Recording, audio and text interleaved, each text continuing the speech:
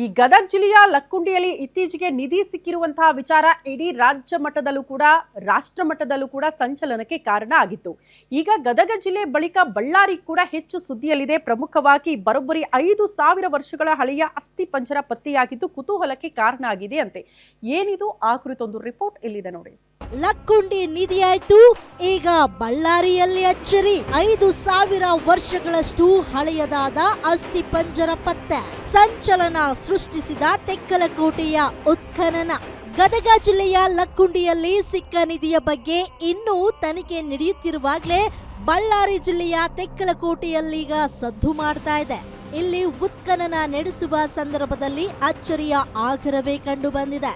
5,000 ವರ್ಷಗಳ ಹಳೆಯ ಅಸ್ಥಿ ಪಂಜರವು ಪತ್ತೆಯಾಗಿರುವುದು ಮಾತ್ರವಲ್ಲದೆ ನವಶಿಲಾಯುಗದ ಜನರ ಕುರುಹುಗಳು, ಅವರ ನಿತ್ಯ ಬಳಕೆಗೆ ಬಳಸ್ತಾ ಇದ್ದ ಆಯುಧಗಳು ಸೇರಿದಂತೆ ಇನ್ನೂ ಹಲವು ವಸ್ತುಗಳು ಪತ್ತೆಯಾಗಿವೆ. ಹಲವು ತಿಂಗಳಿನಿಂದ ಪಟ್ಟಣದ ಹಿರೇಹರ್ಲ, ಬೂದಿದಿಬ್ಬ, ಬಾಳಿತೋಟ, ಜಕ್ಕೇರುಗುಡ್ಡ ಮತ್ತು ಹಡೇದಗುಡ್ಡ ಸುತ್ತಮುತ್ತಲಿನ ಹಲವು ಸ್ಥಳಗಳಲ್ಲಿ ತಜ್ಞರ 3 ತಂಡ ಉತ್ಖನನ ಕಾರ್ಯದಲ್ಲಿ ನಿರತವಾಗಿದೆ.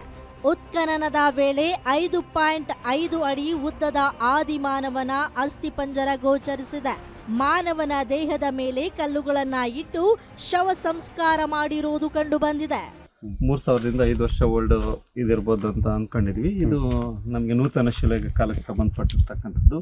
ಇದು ಕಾರ್ಬನ್ ಡೇಟಿಂಗು, ಇದ್ರ ಬಗ್ಗೆ ಅಧ್ಯಯನ ಮಾಡಿದ ನಂತರ ಇದು ನಿಖರವಾದ ನಮಗೆ ಡೇಟಿಂಗ್ ಸಿಗ್ತದೆ ಸರ್. ಸಿಗ್ತದೆ. ಇವತ್ತು ಅದೇ ಎಕ್ಸ್ಕವೇಷನ್ ಆಗ್ತಿತ್ತಲ್ಲ, ಈ ಸ್ಥಳ ಪರಿಶೀಲನೆ ಮಾಡೋಂಥ ನಾವು ನಮ್ಮ ಹಂಪಿ ಯೂನಿವರ್ಸಿಟಿಯ ಪ್ರೊಫೆಸರ್ ಸೋಮಶೇಖರ್ ಸರ್ ಜೊತೆ ಬಂದ್ವಿ.